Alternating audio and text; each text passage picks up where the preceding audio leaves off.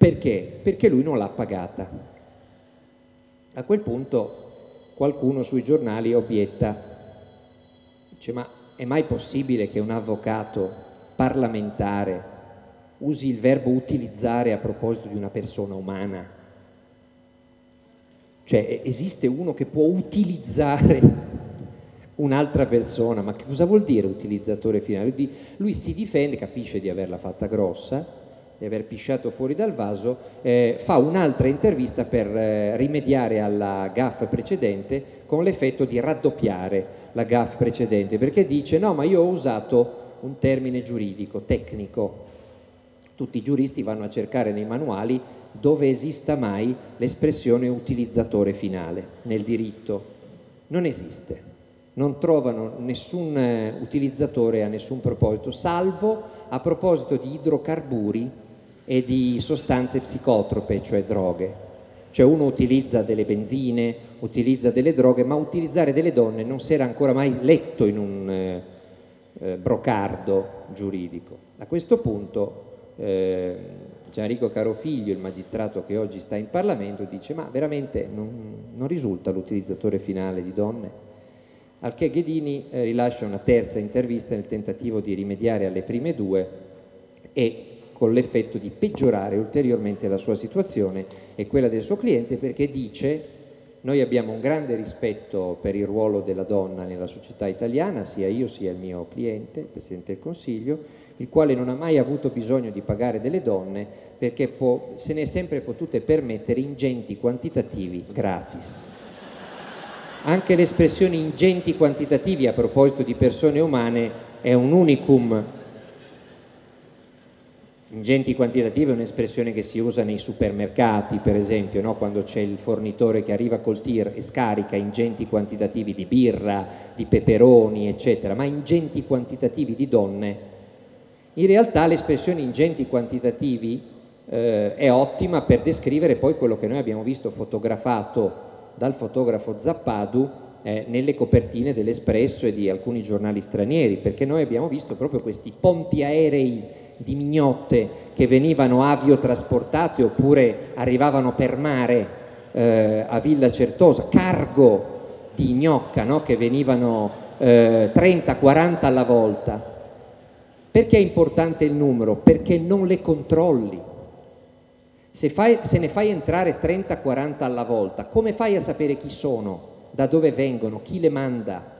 Che uso faranno delle foto e dei filmini che fanno con i telefonini, con le videocamere, con tutto quello che c'è oggi a disposizione in 448? E i ricatti? Guardate che chi entra a Villa Certosa e poi ne esce, o chi entra a Palazzo Grazioli e poi ne esce, dopo quello che ha detto la D'Addario, non importa se dicono la verità o se raccontano bugie. Il ricatto c'è comunque, perché? Perché qualunque cosa raccontino è verosimile. È possibile che sia avvenuto qualsiasi cosa. Non si può più stabilire poi chi ha detto la verità e chi no, perché? Perché l'importante è che tu dimostri che eri lì. Una volta che tu hai dimostrato che eri lì con quello che ha raccontato la D'Addario, puoi raccontare quello che vuoi e quindi ricattare il premier anche se non è successo niente, anche se eri una suora di clausura. Vestita come suora di clausura, puoi dire qualsiasi cosa. Quindi il contesto di ricattabilità che circonda il Presidente del Consiglio, che è nelle mani di decine e decine di queste ragazze, è impressionante. E chi lo sa chi erano? E se in mezzo a queste c'era una dei servizi segreti di qualche altro paese? E se c'è qualcuna che non era nei servizi segreti ma adesso è stata avvicinata da qualche servizio segreto straniero per ricattarlo e fargli sputare qualche segreto? Ma guardate che il nostro Presidente del Consiglio non sembra, ma c'ha la valigetta con i codici di avviamento degli armamenti militari dell'apparato di difesa NATO. Cioè lui è uno che conosce i codici con i quali si possono innescare ordigni atomici. Perché? Perché noi siamo un paese NATO, ospitiamo materiale bellico nucleare sul nostro territorio e facciamo parte di un'alleanza. E noi che cosa ne sappiamo? Di dove possono arrivare i ricatti? Intanto sappiamo che qualsiasi ragazza sia passata da Palazzo Grazioli o da Villa Certosa o da Arcore, tra il prima e il dopo è diventata un'altra. Prima non era niente, dopo rimane il niente che era prima, ma con i gradi di ministro, di sottosegretario, di parlamentare europea, di candidata al Parlamento europeo, al comune, alla provincia, alla regione.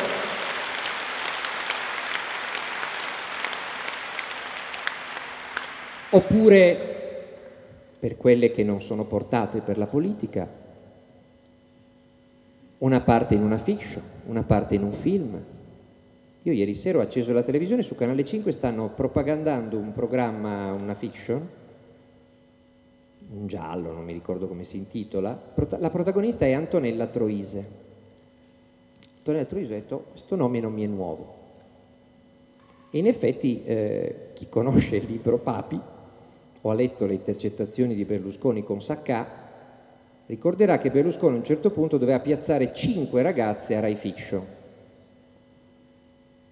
Uno dice, qualche ingenuo potrebbe dire: ma c'hai 3 televisioni tue, per quale motivo le vuoi sistemare in Rai? Sistemale a casa tua. No, se le sistema a Mediaset le deve pagare lui, e invece se le sistema in Rai le paghiamo noi. Lui è l'utilizzatore finale, gli utilizzati siamo noi. Se sanno recitare le prende lui, se non sanno recitare le fa prendere alla Rai, mica scemo. 5 ragazzi, perché?